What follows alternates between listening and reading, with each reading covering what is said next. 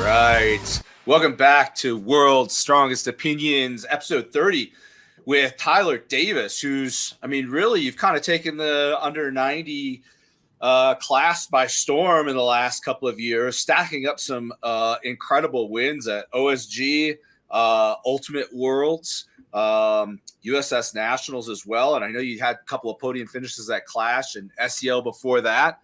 Welcome to the show, man. It's really great to have you. Yeah. I really appreciate what y'all do to helping. And also cheers, because you're the first person that's going to join me for a drink on World's Strongest Opinions. I'm always drinking by myself. John will get there one day. I don't feel like an alcoholic anymore. He's on the wagon. I just want a little drink a night. That's part of my training program. Yeah. I'm like kind of there's always, I think drinking alcohol immediately after training is probably not so great or before. But I've actually found, like, if I train in the morning, especially, and I have like a drink, especially beer at night, dude, I actually get like better sleep. I recover better. I just feel better the next day. Yeah. Because it's loaded with carbohydrates and minerals and vitamins, and a little alcohol helps to relax. Right? Everything's good in moderation, like if it helps helps you relieve a little bit of stress. It's good for you. Yeah. Hey, wait, I don't know if y'all knew this, but the first person to have their medal taken away from them at the Olympics for doping was actually alcohol doping. Yeah, it was. Yeah, look it up. It was a long distance runner, and he had his family or teammate or his coach was handing him shots along the route, so it numbed the pain, and he won. Yeah. And they said, well, he was doping. They took away the medal. Dude, that's so unfortunate. But you gotta make an example of somebody. I know my dad worked oil field and went back in the 80s, and it was common. Actually, you can see some like the old commercials when they first made driving intoxicated or drinking and driving illegal, and everybody was like, "Oh my God, like freedom is over," the country's coming apart. But I remember my dad, like, he told me the story, like, where he worked, the first person to actually get fired for having alcohol in the company vehicle was the district manager. That's not good. Yeah. Yeah, I notice every time I've done whiskey and deadlifts a couple of times. Yeah. And every time I've set a PR, but every time I always get like blood vessels in my eye burst, I guess because it thins your blood. And so, so my eyes always get those splotches. Sure. I've never really drank while I lift, but I'm starting to get into Highland Games, and apparently that's just part of it. Yeah. I've heard stories that the guys at the very top, like Tyler Spencer, apparently he gets pretty blitzed by the last event. So actually, after Chaos, which is in July, we're going to go around for a couple of weeks in England and Scotland, and we're going to go see. I think I'm going to go by the Stoltman's Gym, which is like North Scotland, and then just a little bit further north, like all the way north, there's a Highlands game, and I'm going to go to it. They have like foreigners can sign up, So, yeah, do it, man. Yeah, if I'm healthy from Chaos, then I might look at doing it for fun. Yeah, man, just go do it for fun. That's like I did my first one in March. I'd never trained for any of it. The only thing I knew how to do was throw weight over bar, which I, won. But I just ate shit on everything else because I had no idea what I was doing. I just showed up. I'm like, see what it's about. Yeah. So that's the way you start, right? Yeah, and I heard everybody that's done it says it's a really fun time too. So. Yeah, man, it's good. Good people, good time, and it's something new, man. I did strongman for 14 and a half years. I'm ready to learn something new. I'm ready to be a newbie again for a little bit anyway. We'll see.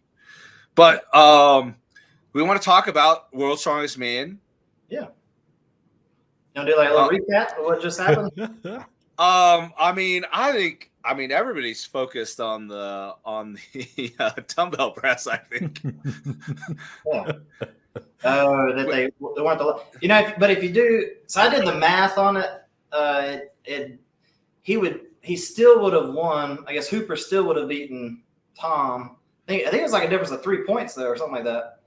Yeah. But he beat Tom by 4.5. I was gonna see if it actually made a difference, from first to second. Right. But now if Tom wouldn't have like given up on that shield carry, right. If he wouldn't that have given was up on the shield carry, that was a difference of 2 points. That video. One less and Tom would have been one more. And then that dumbbell would have mattered. yeah. Dude, when Tom did that, I'm just like, that was such a, I mean, I hate to say it. I mean, I think we all kind of have a tendency sometimes to get a little maybe arrogant on occasions. I've done it, right? I think that I'm going to win and I'm doing well. Yeah. And then it turns out like the guy that you're competing against has a little bit more willpower than you anticipated, right? And at that level, you always got to remember, man, like these guys are all hungry. You can't just stop short on, the hope that you're going to win and the other guy's going to drop it. I mean, Coop did look like he was going slow, but dude, the willpower to finish and beat Tom was incredible. Yeah. Yeah, that sidestep at the end got me. His little side thing is he's just staring clearly at Tom, just like was walking sideways and like makes sure to pass him by like a meter and then just drops it. I was like, I've never seen the real life version of the tortoise and the hare before. Like that was so clearly. That's it. That's it. Like, I mean, you got to think though that Tom is probably like kicking himself in the ass for that because that was probably a big deciding factor. I think. Mm-hmm. Yeah. Well, that was definitely notable. Well, my prediction was I did pretty good on my prediction. I went on. There's a guy in Alabama named Chuck Ellison. He came to my gym. We did like a little fun podcast together. He put me on his podcast, and he asked me who did I think would win. This is before World's Strongest Man, and so I picked second and third place right. I said Tom Stoltman will come in second, and I said who's the Novikov would come in third. And my first place was way off. I think I did it kind of just because I root for him. Mateusz Kielakowski. Yeah, when he was back. And I thought Hooper. If I had to pick a fourth place, I would have probably picked Hooper for fourth. But I was really hoping Kielakowski was nice, man. I got 2 out of 3 as well. Except for I had Novikov in second, and Tom I didn't expect to make the podium. I know people think that's crazy, but I had a lot of hope for Trey Mitchell. I think his time's coming. I think he's very capable. I mean, he's shown it. He's beaten pretty much that entire field before. So, but yeah, I had Hoop for first, so I got one right. You can't gauge how Tom's going to do at World's Strongest Man looking at his other competitions leading up. Right. He saves it for World's Strongest Man. Like, that's the one he comes out. And I guess the events are kind of in his wheelhouse, too. Like, that's his events. Sure. So, that whole using other big shows as a practice event, though, I'm like, that has to burn some of the athletes who really would love to be there. I think that's what happened a little bit to Kielakowski. He gave it all at the Arnold, and he didn't have anything left for World's Strongest Man, I guess. Yeah. I think training's also weird, though. It's always been a little weird, though. Yeah. Honestly, I mean, he trains heavy as shit. Yeah. All the time. My whole point about Kielakowski is I like to say this because people say, well, who's the strongest man who ever lived? And a lot of people pick 2018, probably Thor Bjornsson. He kind of achieved probably the highest level of well-rounded strength. But if you look at all the competitions, like when Kielakowski went against Thor, even at his best, if it were just one-on-one, Kielakowski would beat Thor. Because Kielakowski, you'd have 6 events. He would beat Thor on 4 of them. But, of course, he sucks on deadlift so bad that he ends up losing all those points. So, and then all these big competitions, they always like to invite really good deadlifters, of course. Really good deadlifters make it in, and so it just screws them up. But, one-on-one, when Kielakowski was at his best, he could have beaten, I think, anybody, even the best Thor, best Z. I think he really could have been one of the best one-on-one strength athletes. Yeah. So I always wanted to do one-on-one. Man-on-man competitions would be entertaining, in my opinion. Well, I always thought that'd be cool if you had say Hooper won versus one-on-one against everybody, and he won the normal, overall compared to everybody. So it'd be kind of neat if you had a second champion, because it's also impressive if you would have beaten everybody in the field one-on-one, Right. You had one weakness that screwed you up, but one-on-one you would have beaten everybody. And it's not like the highest honor, but maybe there's some kind of secondary honor you can make, Right. It's like a sub-champion. You just need to go and score that and share it with the world and see if you can't turn that into a thing, man. Yeah, it's just kind of interesting. I guess interesting fact. Because I mean, you actually even look at the heat system. I did this at the first Clash 21. I was curious after it was all said and done if the real top 10 made it to the top 10, because in the heat system you end up you get somebody into an easy heat and they get kind of an easy in, right? Yeah. And so if you score everybody together, it changes things up a little bit. And I know in 21 there was at least 2 people that were 15th or behind that wouldn't have made finals, right? So it's always interesting to kind of look at like different metrics of these competitions to see how people would really perform in a different format. So one of my friends sent me something on that. I think might have been Daniel Tate, one of my friends. He sent me, I think somebody took all the data and grouped everybody together, and they were if all those heats were all in one group, the top 10 were almost the top 10 that got selected. The only difference was, I think instead of Luke Stoltman, it would have been Bobby Thompson, maybe. So there's only one difference. So I think they did a really good job of dividing up heats this year. I mean, the cream still rises to the top for the most part, right? But there's always kind of like some outliers in there, depending on the heat they ended up in. Yeah, Kielikowski, I think that was, if I had to pick which was the toughest heat, that would have been probably the toughest. I think I would pick it. Well, he had Hooper in his heat, of course. So. Right. Yeah, so he had a tough heat too, and so he didn't make it. It was disappointing to not see him. I had him on the podium. I had him in second place or third place, I think. Yeah. Yeah. We had high hope for the Mitchells, Trey Mitchell and Mitch Hooper. Yeah, and Mitchell's the best. Well, he's, I guess, the best American right now. So you kind of want to see American on the podium. And Evan Singleton's coming up now, it looks like. So I think Trey was 4th, Singleton was 5th. Yep. So Americans just missed the podium. It's crazy. We can't find one man in the United States to be able to make the World's Strongest Man podium. I mean, we got to take that back. It'll happen again, I think. It's bad. Like I said, I think Trey Mitchell is going to be. I mean, he'll be on the podium soon. His day's coming. I believe in him. Yeah. I mean, he's an incredible athlete, man. He's. I mean, he's proven himself too. Like I said, I mean, he's beaten. Yeah. A lot of the guys in finals already at Shaw Classic in what was it, 22? 21, 22, whatever it was. Yeah. So, I mean, he's definitely capable. You know, he didn't wear a deadlift suit on the deadlifts there. Crazy. So he like picked up a shirt and was like, no suit. And it's like, you don't get deducted points for wearing a suit. Right. And y'all know who Josh Pinkerton is, don't you? Everybody's like, I call him the notorious Pink. He was at World's Strongest Man. He said he asked Trey, like, why did you not wear a suit? And Trey said, real strong men don't wear suits. I think Brian Shaw used to be kind of that mind too. He may still, I don't know. I know he was a big kind of proponent of suits there for a long time as well. I don't like them either. I mean, it's just extra discomfort for me. But if they allow it, I'm definitely going to wear one. Right. It's like grip shirts, man. I really absolutely hate grip shirts. Yeah. But if they're allowed, I'm going to wear it because it's a clear advantage. Yeah, I think the first time I ever put on a deadlift suit, I did about 75 pounds over my PR on deadlift. First time ever even trying a suit on. That's amazing. Yeah. Because, I mean, I usually get like 5% out of my some people get over 100 pounds out of a deadlift suit if you use a suit right. Apparently the multiply metal. Yeah, that's what I have. Whatever it's called. Like I've heard people getting as much as 12% of their max out of that, which is a lot, man.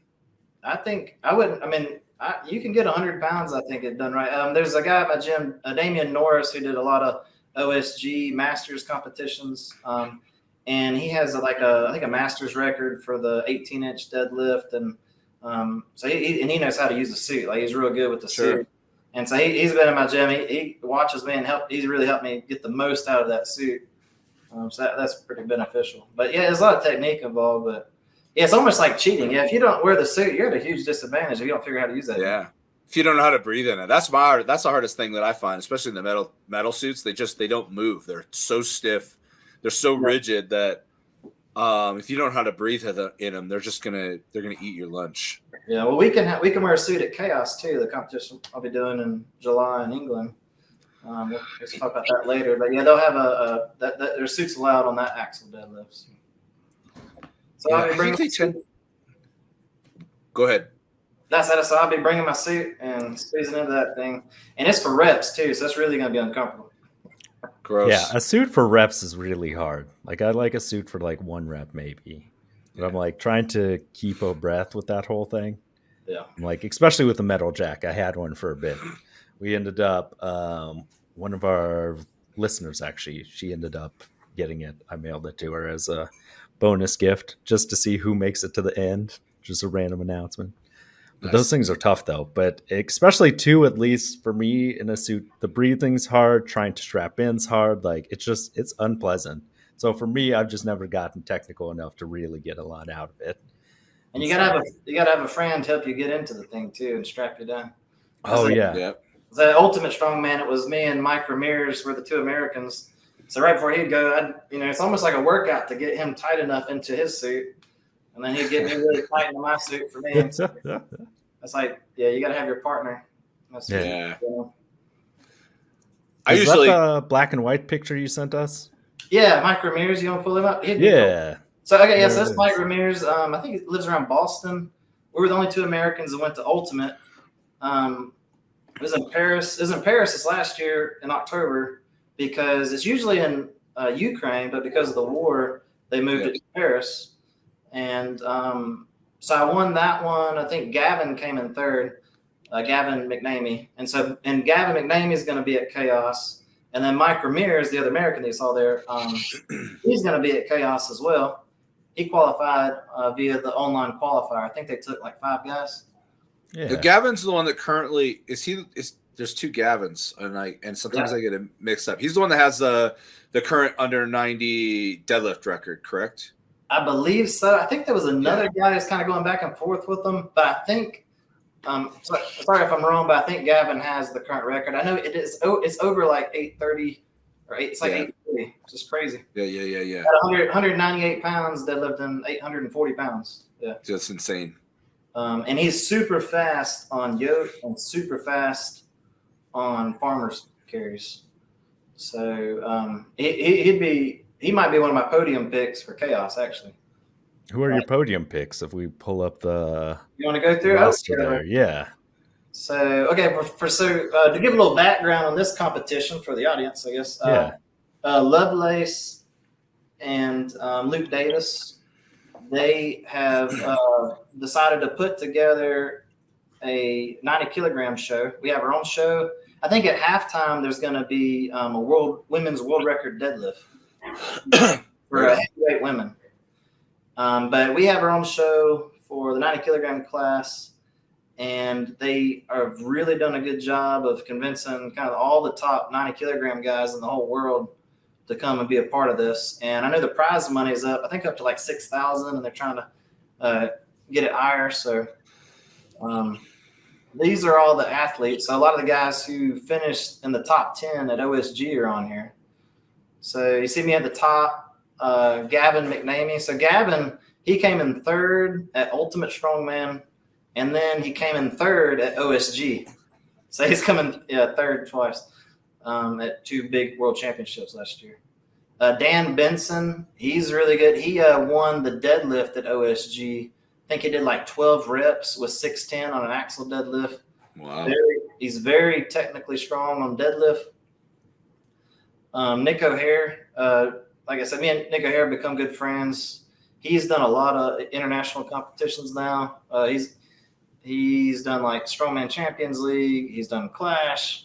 He's done OSG a couple of times. He tied for first in OSG 2021, but then Nick Myers won and got the gold because Nick Myers beat him on the stones. And so Nick O'Hare had to settle for second. And he's really good. He's going to be really tough to beat.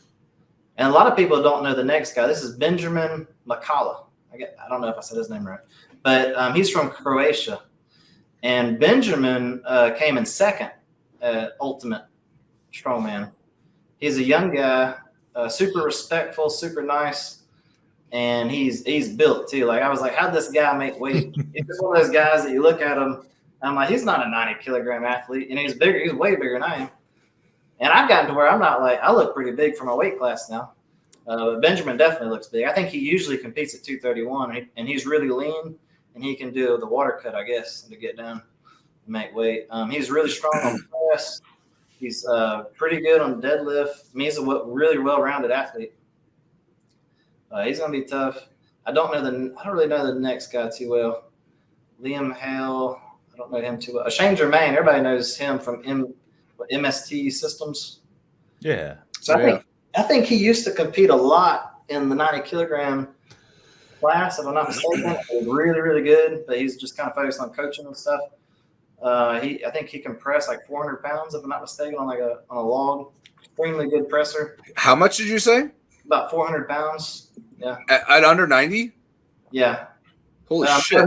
He's a little bit above 90. I think he's going to have to cut a little weight. But I don't know if he did over 400 at 90 or not. I wouldn't doubt if he did. Yeah, that would be a world record, I think, without question. I have no doubt in my mind that a world record 90-kilogram log press is going to happen at this show. Zero doubt. Yeah, it's crazy the numbers people are putting up. You got Shane. Then also coming up, you got where's he at? Mario Sealed. Mario Sealed's from Estonia. They call him Super Mario. I competed against him in Finland. He's an extremely good presser as well. You got Tyler Young. Everybody knows him from 231. I think he's tried to do 400 several times, just keeps failing it. He enjoys failing at 400, I guess. He may be good at for a 380-pound log. I don't know. He's going to have to lose some weight. But he's going to do a really impressive log. So the record's going to be beaten. So the record right now is 167 kilograms or 368 pounds for all you Americans. Yeah. Okay. So I think that's going to be beat. But there's also some new guys on this list that are really good. You got Simon Peplinsky's a really solid presser. He's solid all around. Nikolai Myers, that's Uncle Nick. He's probably Nick's great. Yeah, he's one of the biggest social media stars on the list. Yeah. And he's me and him are in the he's a fellow world's strongest 90-kilogram man. I think out of everybody on the list, I think just me and Myers have won OSG 90-kilogram, world's strongest 90-kilogram man. Because I don't think Nog signed up. And the other one that won would be Devin Reese. I think Devin Reese is retired. But I'm the oldest. Of all the last four guys who won the 90-kilogram world's strongest man, I'm the oldest by a few years. How old are you? I'm 35. Oh, I'll be 35 at this competition time. I'll turn 35. Nice. Yeah, I'll be 35 in June. So I want to clarify something. You said that Mario Silda's from Estonia? I thought he was from Finland. Nope, he's Estonian. Yeah. Really? Interesting. He's like a hero in Finland. Estonia is just south of Finland.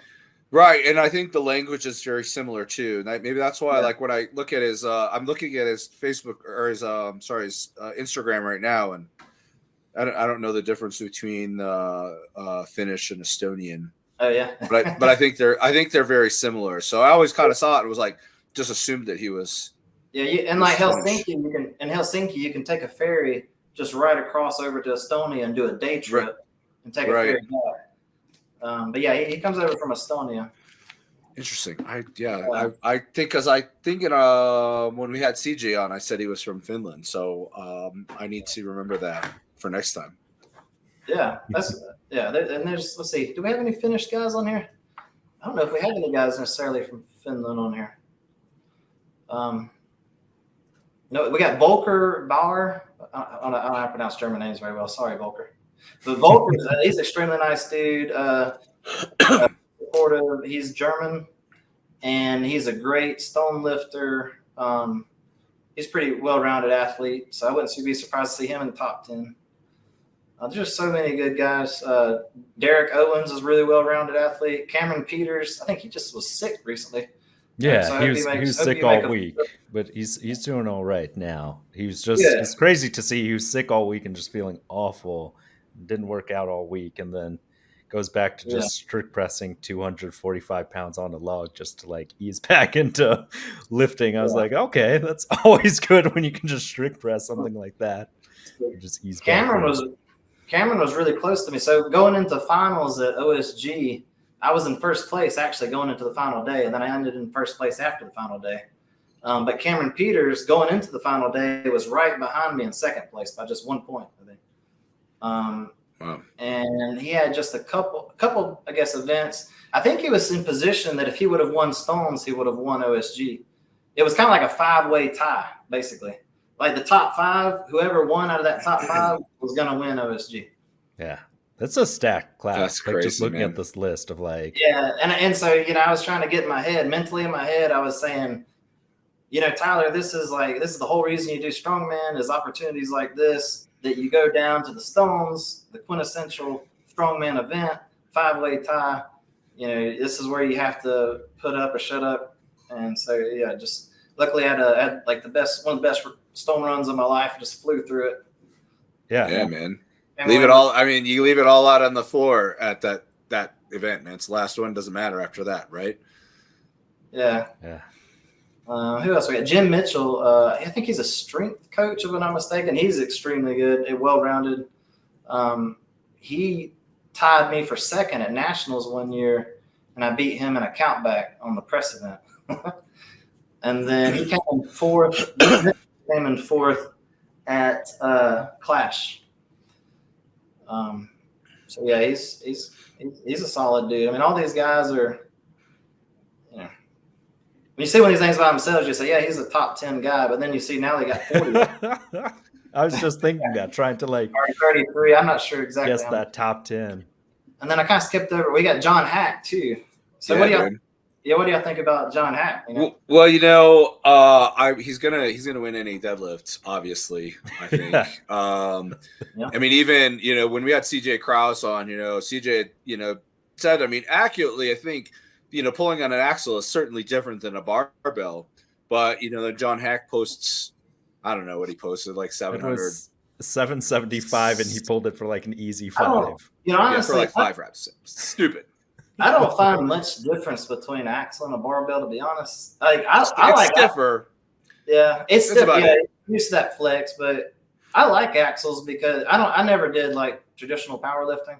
So I always love it when it's something different than powerlifting, because a lot of guys come from powerlifting, and if you vary it up, I always compete a little bit better. But I kind of like the axle. I like the smoothness of the axle, and I just feel like it slides right up. Yeah. Yeah. Right.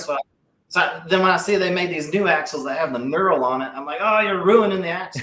You ruin the axle. But I was like, you have to tie onto the axle a little bit tighter, I think. And man, I always find the stiffness a lot more jarring when you follow the rep down. You got an axle for reps. That's the only thing I don't like about it. But yeah, like I think having John Hack in there is going to be interesting, because he's an incredibly powerful guy. I've been watching his videos, and I mean he's picking up the log pretty quickly. I don't think he's looking too fast on farmers. His yoke is okay. I mean, he's got some work to do, I think. I'm interested to see how he does with a group of veteran strongman competitors. Yeah. So I don't know. I'd kind of. I guess the analogy I would make is he's like a lion. He's the best power lifter. Like he's the lion or whatever. Right. But we're kind of throwing him into the ocean with all the great white sharks. And exactly. He's not in his element. Like this. Yeah, not at all. I can tell by his videos that this still isn't his priority. He's kind of doing this for fun. Yep. Although I know, like, probably part of him, he's a winner. He wants to win everything he does, probably. Sure. But yeah, we got a bunch of great white sharks on the list. I wouldn't. He wouldn't be my favorite at this point, I guess, because. Yeah, no, I don't think so either. Just because he's still got a lot to learn on. Log, and when nerves actually kick in on the competition field, it's going to change that up quite a bit. I think for him, he's got a lot to gain on speed. He's going to lose points on all the moving events. I can just about guarantee. I mean, like, so a 300. I mean, was 296. So 296-pound farmer's carry is no longer heavy for most of us on the list. Exactly. And we can run with it. Yeah. You know, we can run with that. So if it's not heavy for 15 guys on the list and we're running with it, then and I watch his video, he seems like he's a little shaky with it. He is shaky. He's going to lose a lot of points, and there's a lot of new events like that. Yeah, I think he's got a lot of potential. Obviously, I mean, he's obviously a statically very, very powerful static lifter, and he's pretty athletic for a power lifter as well. But I don't think strongman is something you just jump into and win your first show, or even probably take top 10 in your first show. Not without putting a significant amount of time into training it. I mean, at this level anyway. Yeah, you have to develop. It's like years of core strength to be able to stabilize when you're carrying something heavy in the front or at the side. And people who don't have that, you'll see them, they'll shake a little bit when they carry it. Yeah, that's why you look at like Eddie Hall and Thor. They got huge abs. I mean, they're just huge cores because you got to have a strong core. I've seen guys deadlift a ton of weight and they can have itty bitty waist still deadlift a ton.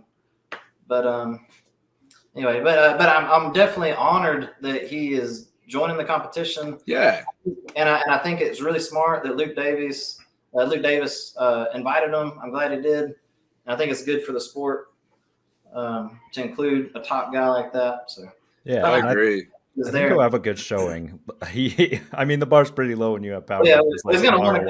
He's going to win one of the events. I mean, he'd be the one I picked for deadlift. He's going to win deadlift. A 900-pound axle would be amazing. I'm going to say that Dan Benson. I think Dan Benson could give him a run for the money because it's for reps. If you watch OSG and watch Dan Benson do his reps, he's just so perfectly like a machine, just boom. Just like perfect form, no energy wasted on each rep.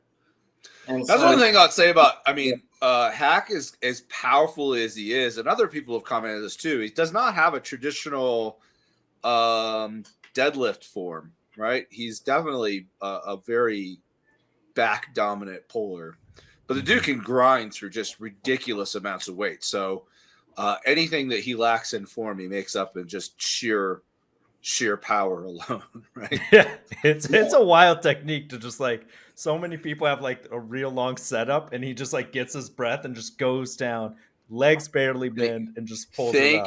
Thank God for that, because I think the poll, I haven't checked it recently, the poll that we posted today on what's more annoying, powerlifters 10-minute setup for one freaking rep. Weightlifters playing every damn video in a show in slow motion. Kind of cut off on me. I didn't realize that. Or strongman's inability to lock out literally anything. Kind of poking a little bit of fun at World Strongest. and I think powerlifters' ridiculous setup is dominating the poll right now with 53%. On yours, or the World's Strongest Opinion? On mine, I didn't check the World's Strongest. Did you repost the? I did actually repost the poll too, because the polls have been doing well for us recently. A surprising amount of people said that Evan Singleton's rep was locked out on the dumbbell. That was shocking. I mean, his arm was straight. Hey, his arm was straight. I mean, but that's not a lockout. I mean, he was. And it's nothing against Evan, obviously. Like it's or the athletes. They sorry, I just pulled up the World's Strongest Opinions, and actually strongman's inability to lock out literally anything is winning on the official Instagram. We got to back up just a second because we're being rude. We didn't mention CJ Kraus, Mickey Mouse. Oh, right.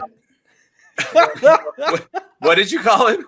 Mickey Mouse Kraus. I just gave him a nickname. Mickey Mouse Kraus. I think of these things while I'm driving. So he went on and said he's going to kick my ass, and I like CJ. He's an ambitious little asshole. Yeah, he's a good dude. He's making it fun for me actually. Anyways, so I'm thinking of I'm going to do a wager with him. So if he beats me at Chaos, I'll put on my Instagram bio slain by what does he call himself, the Giant Slayer. Yeah. Now, if I beat him, though, he's got to put destroyed by the Alabama Hammer. I think for the Alabama Hammer. Alabama Hammer. Yeah. So for the that is amazing. Month of August, go check his bio, and you're going to see, destroyed by the Alabama Hammer. So he really thinks he's going to kick. We need this confirmed. This bit, right? We need this confirmed on air between Tyler and CJ that he'll like that day. He thinks he's gonna beat me again. I mean, he has no lack of confidence. I'll give him that. And he's a great competitor, man. The dude's I think he's still got a lot of time left in him in a great future. So yeah, it sounds like I listened to his interview he did with y'all. I think he's got a real good view on how to grow the sport. And it seemed like he's worked really hard for everything he's gotten. So that's something to be admired if I want to say something nice about him. Yeah. But we need the challenge confirmed, man. That's true. Because this is Gauntlet's been thrown down. Well, y'all has been thrown down. Y'all just post my challenge there. If you need me to restate it for him, I'll do it.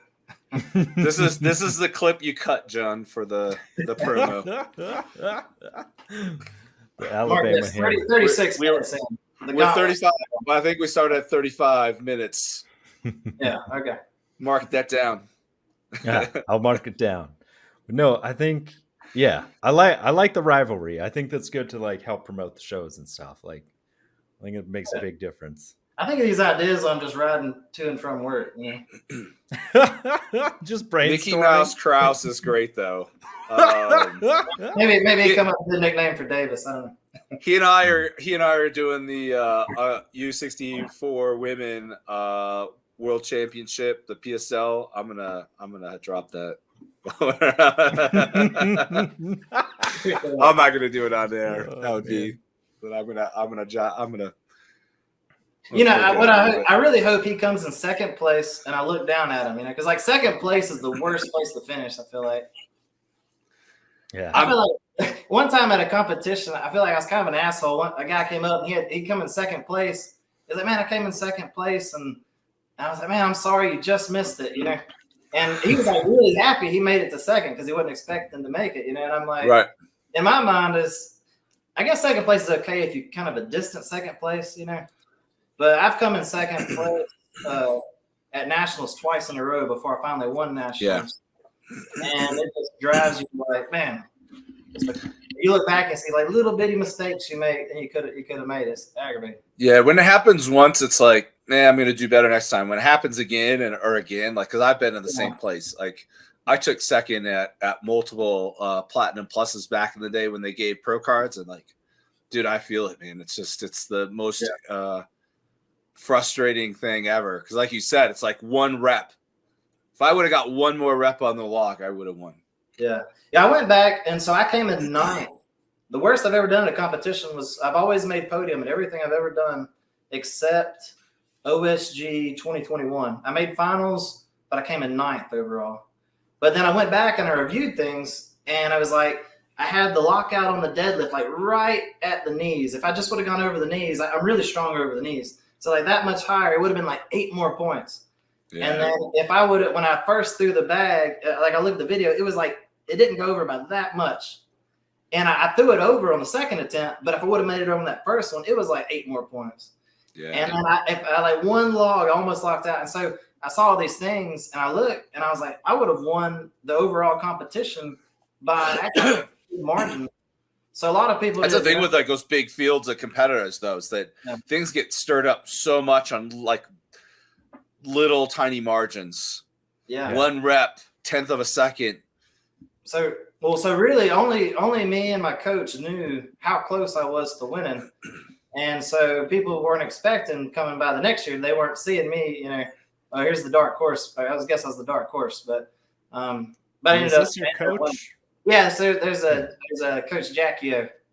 So he's pretty cool. He's he's hardcore pagan Viking dude.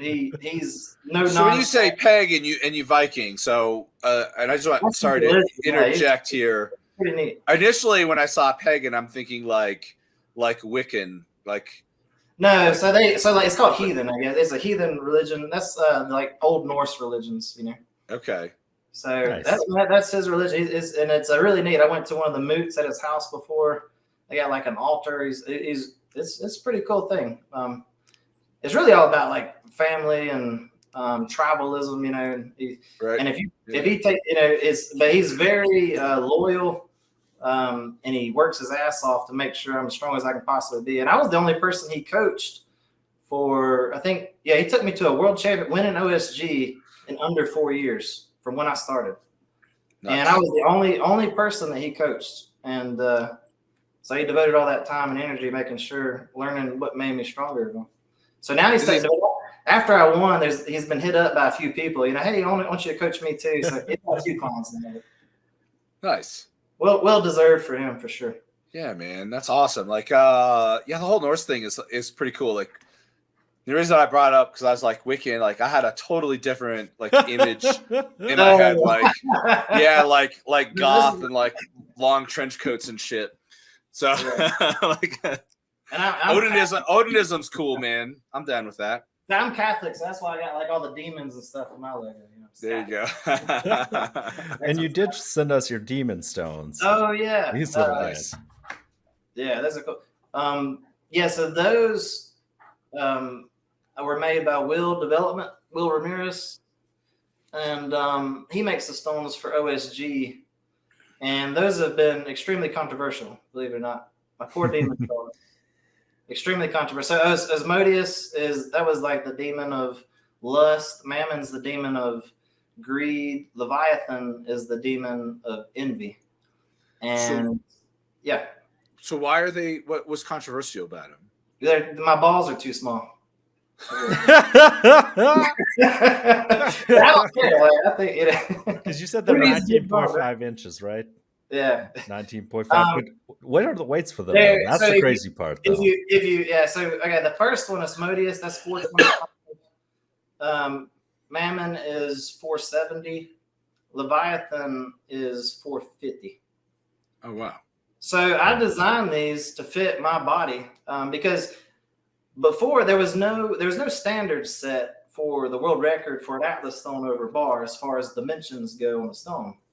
Like if you go back and look at him, you know, I think Nog has the record. Well, he didn't measure around the stone. He didn't post, you know, exactly he didn't prove what the stone dimensions are. So in my mind, I'm like, well, I'm going to smash that record and I'm going to design a stone that's perfectly my size. And I wasn't going to go from 440 to 442.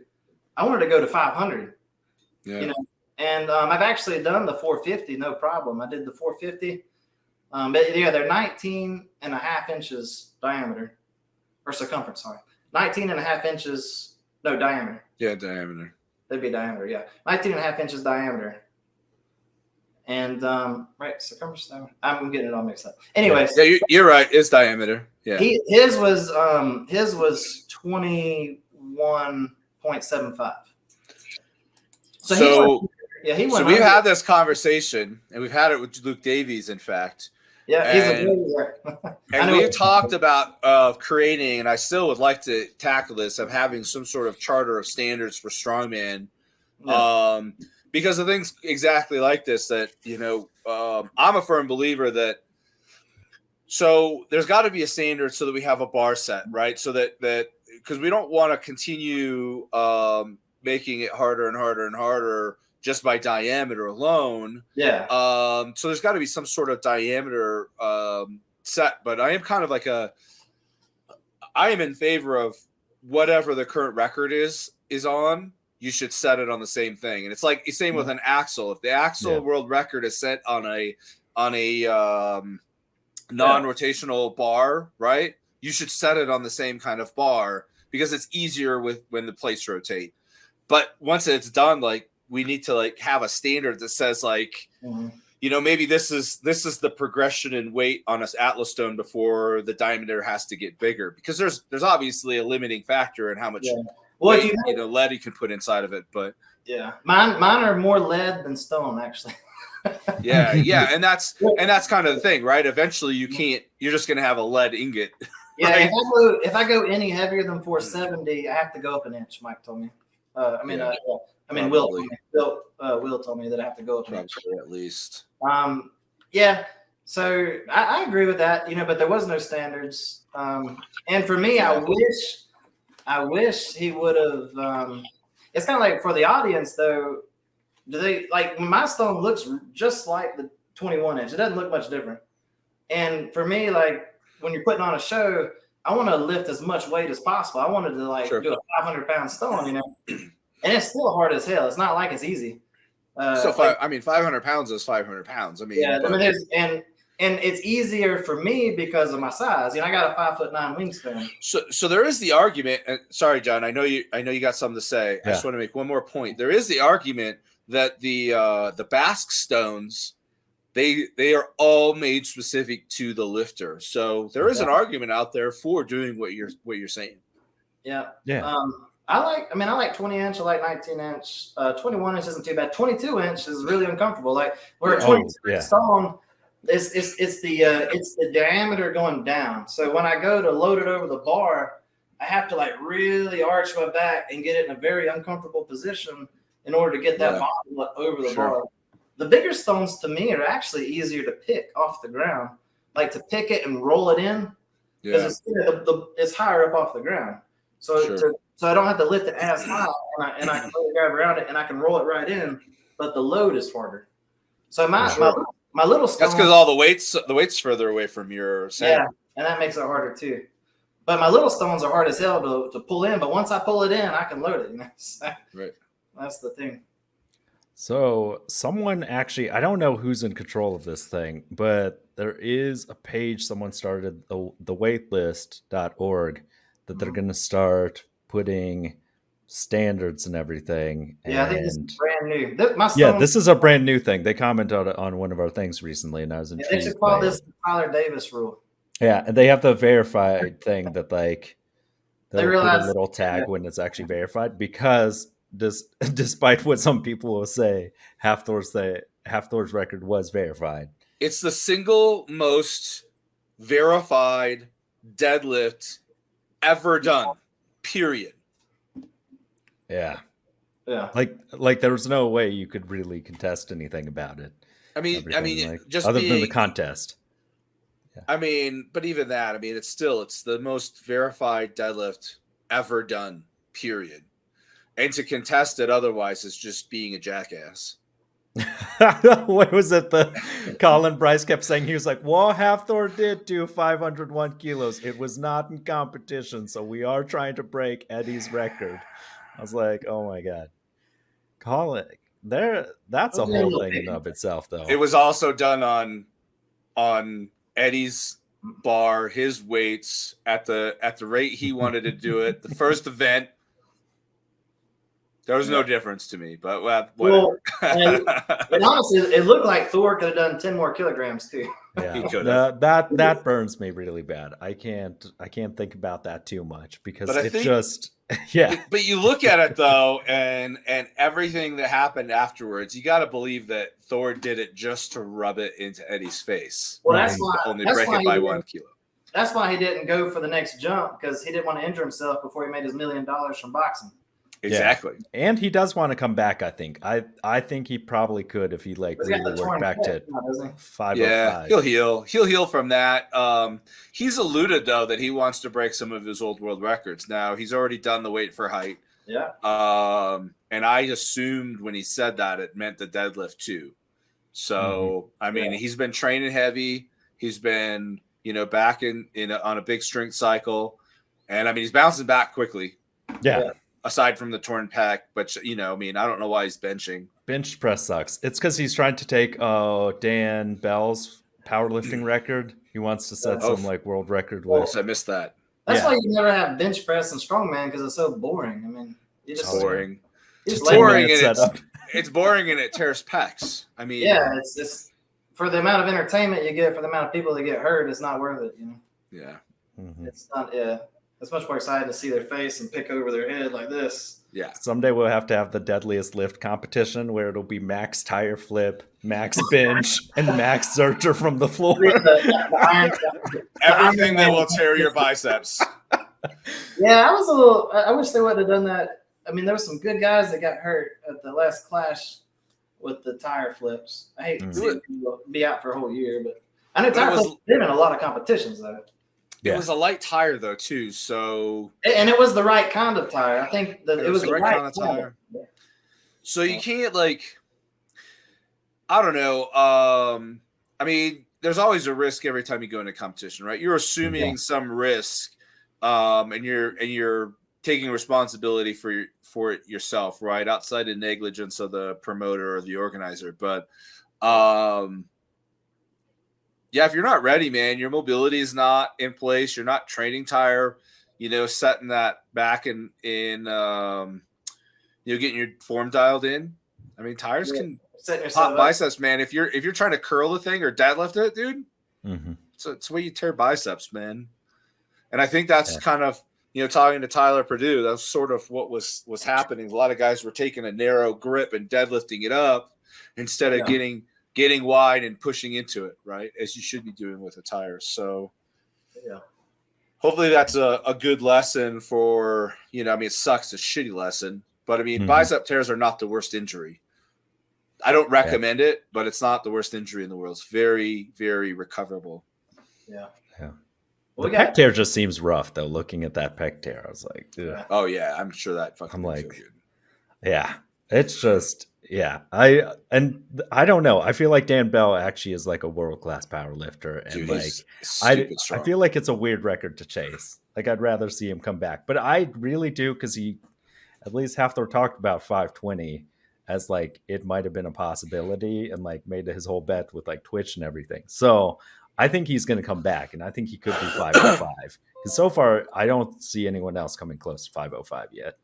I don't know. I've been watching some of them, and it's just doesn't seem to be there right now and stuff. Dude, I don't know. So I'm looking over kind of some of the notes we got here, and we're getting on to 52 minutes. You got to tell us about this crazy mushroom trip that you had last year.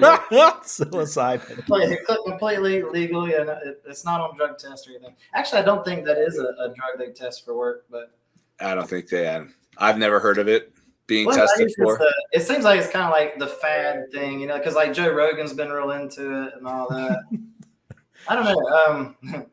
So I got some interesting stuff. And I tried it, and I guess it it's because other people took the same amount, and some people I guess are just more sensitive to it, or maybe get more of an impact to them. But it was pretty wild. I never knew about like the third eye opening up and stuff like that. Like I had a sensation coming out of my forehead, and like these three gray figures, like one of them touched me on the forehead. And it was like just this like crazy, like really good feeling, like just coming right out of my forehead. And that was like last year. And when you do that, you think about things that you kind of care about and things you're passionate about. And it's like it rewires your brain a little bit. And there's been a lot of studies on that. It helps people with like depression and things like that. Yeah. Microdosing, man. There's research that suggests that microdosing psilocybin cures incurable depression. Yeah, so I think it's a good thing. So I like to mention it because I think it could really help people actually, and I hope it grows. As far as I think top high performing people or people that have a lot of stress and high performers, it's really good for them. Like it kind of like it feels like you just uncrinkle the brain. I don't know. Yeah. But I had a chain of wins. I just kept winning after that. Dude, there it is, man. Maybe everybody need to go on another mushroom trip. But I don't do it at the competitions, okay, guys? Don't do it at the competition. You don't want to feel like you're in a spaceship when you're in a yoke, That's funny, man. It's been a long time since I've eaten mushrooms, but I always felt like I shrank into the floor and I became like really, really small to like it was either I shrank or the world just blew up, right? And got huge. and everything was huge. So yeah, I couldn't imagine. I mean, I could imagine getting under a yoke on shrooms and just feeling like being just pulverized. Mine was like I close my eyes and it's just I'm on a journey, like I'm in another universe, and it was like Yeah, you realize, I guess it puts everything into perspective, and it was very some. Yeah, it's kind of like a bucket list thing if somebody hasn't really done something like that. yeah, and it's safe. And it's safe. Like you kind of, Mhm. dude. I don't. There's obviously a lethal dose of everything, but I think it's a massive amount of mushrooms. Like you're not going to die. The trip isn't going to fuck you up. Like it's a clean come down. Like back in my early days, man, I experimented with a lot of drugs. Like a lot of people don't know that about me. I partied like a rock star in my late teens and early 20s. Especially, I mean, you have to share your Mobile story later. Oh, did I tell you about the Mobile story? Oh man, that's not good. It's funny, but it's not good. This is not a good scenario. I'm probably Alabama. lucky I'm alive, honestly. I'm from Mobile, Alabama, and Darren loves Mobile, Alabama. Oh yeah. I'll never forget Perry, man. Perry saved my life.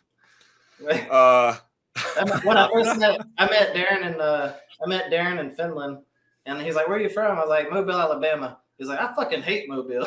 I was like, "Really?" I was like, "Most people don't even know where it's at." Like, I never had somebody be so like opinionated about Mobile. Dude, I had a really bad trip on Dauphin Street on Halloween night. It was like on the weekend. So like the Mardi Gras is going on. I think it was the last night of Mardi Gras, right, on Halloween. Yeah. Yeah, bad night, man. No, not good. You're gonna be direct messaging. I want to hear more about this story. Yeah, no, it turned out okay, but I would never want to repeat it. I'm lucky I'm alive. Yeah. Oh man. But yeah, man. I mean, like mushrooms are good, man. They decriminalized them here in Denver area, Colorado, I think in general. I don't know Denver County, but yeah. A lot of places are just legal now. Especially you got to order to get anything. Yeah, exactly. Yeah, there you go. Just don't go and pick them wild because there's a lot of poisonous mushrooms out there. Do not. Don't go and trust yourself. It takes many years to know what you're eating. Like I actually want to go and do like some legitimate mushroom hunting out here. There's a few that are obviously like you can never identify like a morel mushroom, right? There's no poisonous lookalikes, but there are a lot of like brutally poisonous mushrooms that grow in the wild that will kill you very quickly. It's the second time on the show we've had to warn people about mushrooms. Don't pick your own. Be very careful. That's not something you forage for yourself. But no, you said that set off a good series of wins, though. So that's really good. Yeah, I don't know. Well, another thing I like to do is at the beginning of the year, kind of I guess the off season, kind of early spring, because all my big competitions seem like they really go into the fall. Like OSG is always in the winter or late fall. But I like to compete in heavyweight, actually, like local heavyweight shows. And I did a 220. I think there were like 10 guys in my class. That's upper middleweight for USS. I won that. I got qualified for nationals. Then I did a heavyweight show that had 25 heavyweights. I think I was the third lightest out of everybody, and I won that. And that one had some money too. I got a little money.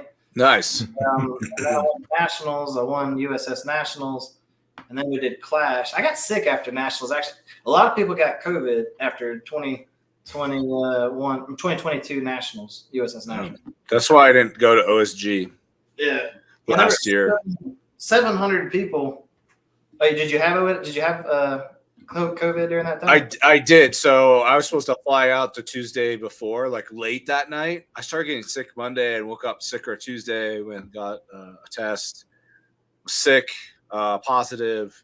Decided, I thought about it. I'm like, man, I don't know how bad it's going to be. Maybe I could just go and see how it goes. But I'm staying with a friend and his family, and I'm like, I don't want to take sickness there, and I want to get athletes sick. So, yeah, it was a bummer, man. I was ready, and It was the right choice. It was the right decision. It was a fun.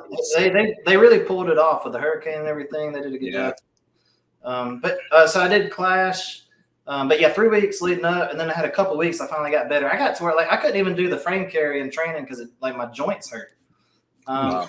I ended up winning the frame carry at Clash though. I just like this feels good. I'm healthy again. But I'm not going to say that really prevented me from winning because it was against CJ Pierce came in first, Nick O'Hare came in second. Nice. A lot of people might not know this. Like I would have, if it weren't for CJ Pierce and Nick O'Hare, I would have 2 more national championships, and I would have a first place at Clash. If it weren't for just those 2 guys. Yeah. I mean, that's good. You got to have somebody to beat, right? And you got to have the competition to get you better. Yeah. We need. But then we went on. We won Ultimate in Paris, and then that was the first World Championship. And then the Ultimate Prize, which my son stacked up a lot of my trophies for me here. Nice. Before my interview, before the podcast. But yeah, this is the Ultimate Prize for weight class strongman. It's to win OSG because they're affiliated with World's Strongest Man. That's they got the title of World's Strongest 90 kilogram man. So that's kind of like the pinnacle. I was like, and what's really weird is I got kind of, I guess I had like a little depression a little bit after winning it because it's kind of like I was so focused for years to get that, and then you get it and you kind of become lost for a little bit. Yeah. You're kind of like, all right, I got to figure out what my next goal is. So now my next goal is to win it again. There you go. Is it going to be back in Paris this year? With this one. Oh, I'm sorry. Yeah, you were talking about OSG. I was thinking about Ultimate, but OSG is in West Virginia, Yeah, it's going to be in West Virginia. But what about Ultimate? Is it going to be back in Paris this year? I think it is. Well, Ukraine still, how it is. So I imagine it. I haven't seen anything posted about it for the 90 kilogram class. They've been having some things I think posted for 105. It's like some kind of team competition maybe, but I haven't seen that particular. This competition should be in October sometime. Right. So I haven't seen that yet. But then I won, and I told you earlier that I thought I was a lot closer because I came in 9th, but really I was a lot closer than people may realize in 9th place.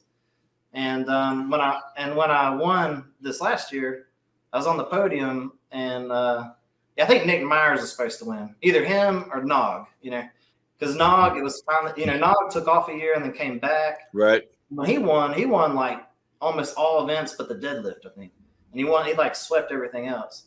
So I was going against the 2 previous champions, and so Lynn Morehouse walks over and gives me the trophy. I'm up on the podium, and he's like, "Where did you come from?" And he says, "I'll be honest." He's like, "I didn't expect this." And I was like, "Well, you know me now, don't you?" Now you know me. Yeah. That's funny because the first time I ever saw Lynn, I'm like, it was at Class 21. Because so this is a weird thing. I've qualified for OSG like I think every year it's ever been, and I've never made it for freaking various reasons. So I've never impressive to qualify for OSG. It's hard now to qualify. Dude, last year was stupid competitive. But I've qualified for it basically every year, and just like one thing after another. I mean, just like getting sick this year, like right on like when I'm supposed to leave. But anyway, I saw Lynn, and I can't remember exactly what happened but I was just like, I don't know who you are. And he looked at me, he's like, how do you not know who I am? Like, I'm like, I've never seen you before. so I kind of getting back to like him saying that to you, I'm like, maybe that'll be a little I don't know what I'm trying to say. A little consolation or something. Yeah, so I'm glad you not everybody knows who Lynn is either. Me. Yeah, I have to tell him that next time. Hey, next year if I win it again, or this year if I win it again in December, when he comes to give me the trophy, I'll say, "Good to see you again." You should say, "Who are you? Who are you?" Never me. I was here last week. Yeah, but he does a really good job there. Dude, he did. I'm very grateful that they have that competition. It's going to be a good year. in weight class strongman, you got to have what's the pinnacle, what's the Super Bowl.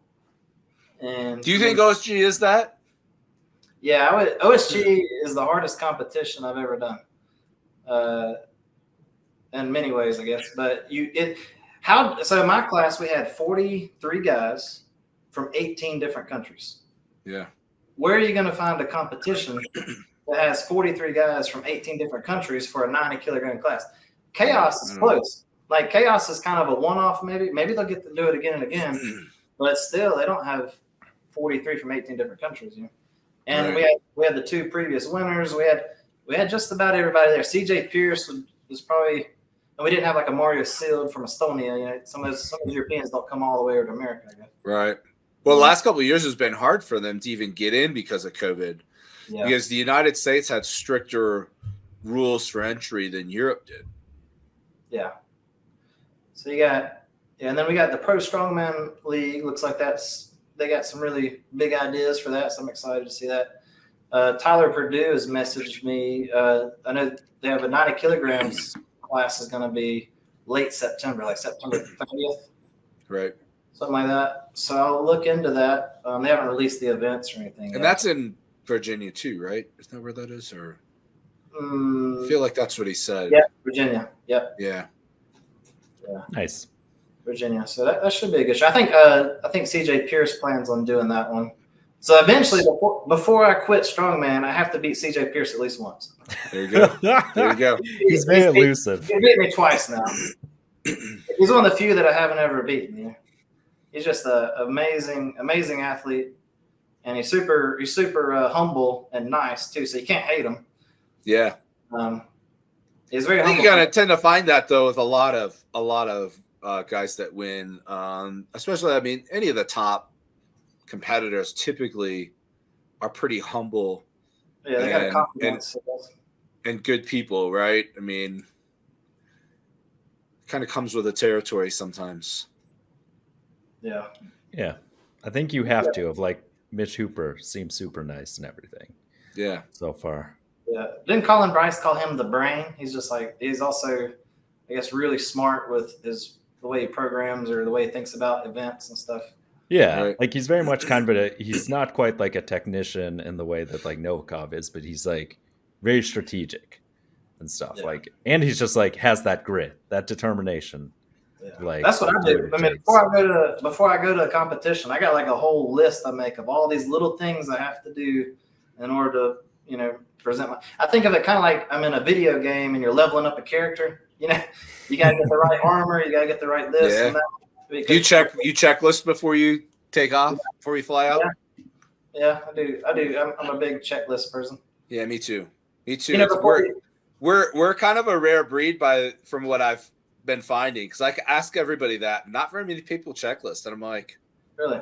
Why would that's like to me? Like I didn't used to until I forgot like my pair of like my shoes that I wear for mobile events for yoke or something like that, and I'm scrambling to try to find another pair. And ever since then, I've been a big checklister, man, and I like check twice, maybe sometimes 3 times. Yeah. Man, every tiny thing that helps you, they all add up if you do a bunch of tiny things. Yeah. So like, I'll write down sleep. Like, how am I going to get better sleep and rest? And then I'll think of everything I can possibly think of that will give me better sleep. Like bringing earplugs for hotel rooms for sure. Like, yeah, for sure. I don't want to wake up in the middle of the night before a competition because there's some kid screaming down the hall. So like little things like that. And if you don't write those things down, you're gonna forget to bring your earplugs. So you always make notes. Yeah, dude. So that's things to think about. Like when you have it checked off, you can feel confident that it's something that you've done, and you don't need to be worrying about it the whole way out.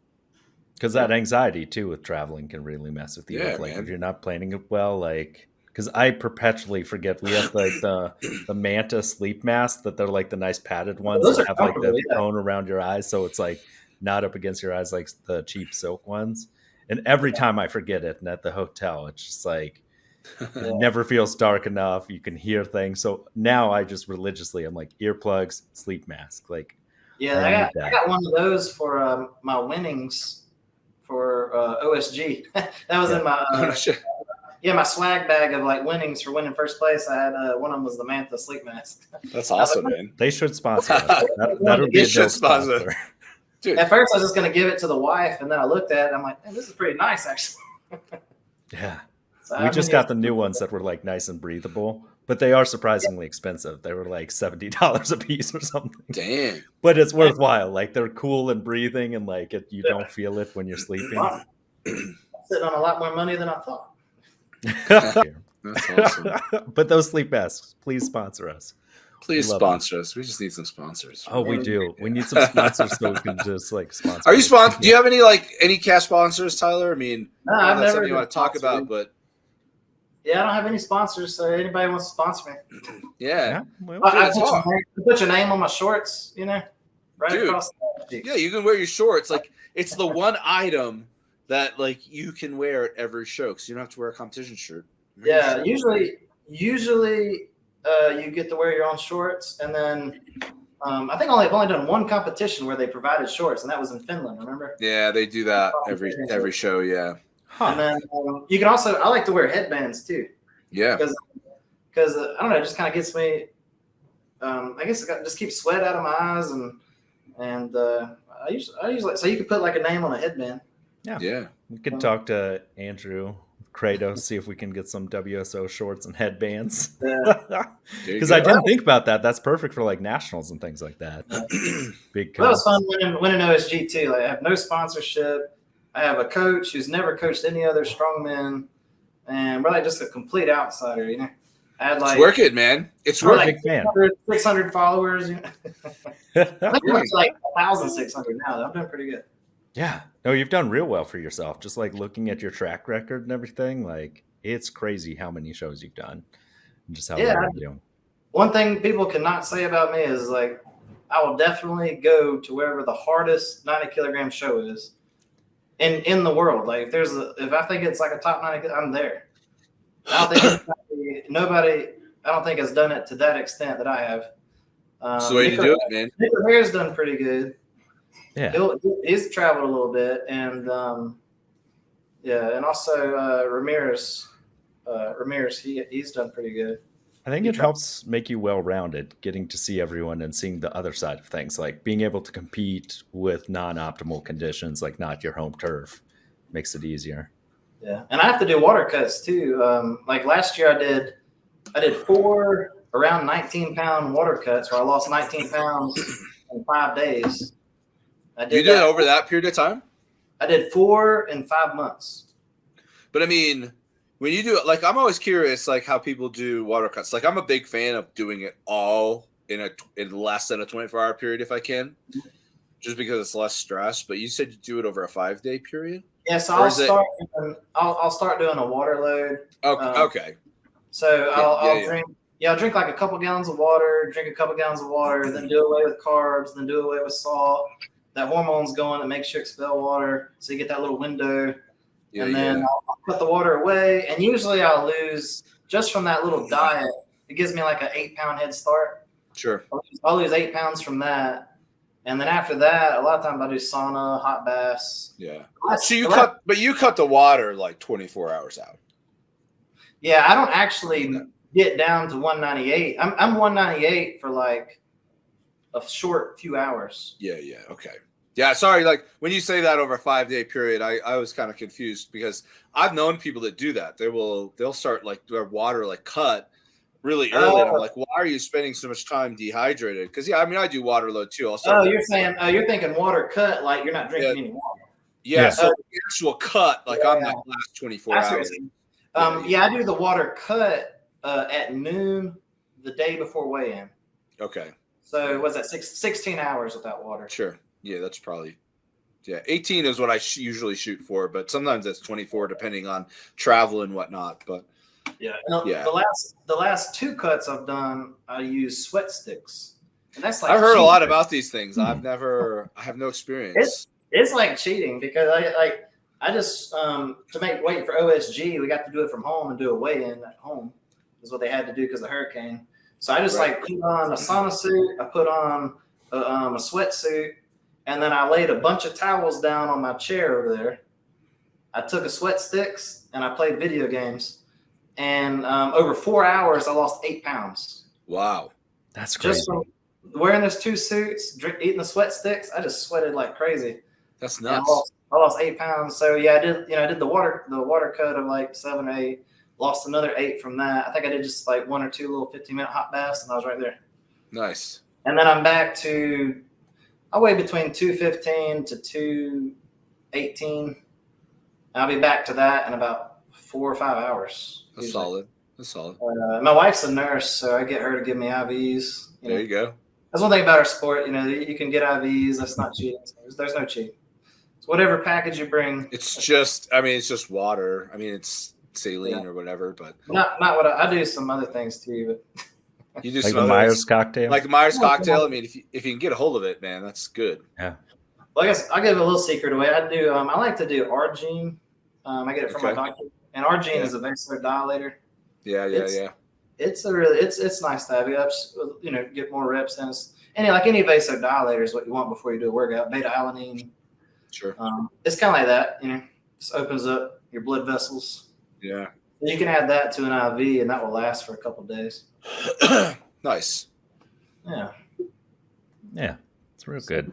There's one little trick of the trade I gave y'all. There you go.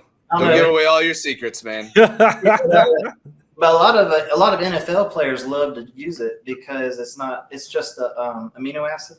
Right. Of course. And when you get it through an IV intravenously, it has like a really good effect, like a little bit of a performance enhancing effect. Sure. And it's not going to be tested on a drug test because it's just an amino acid.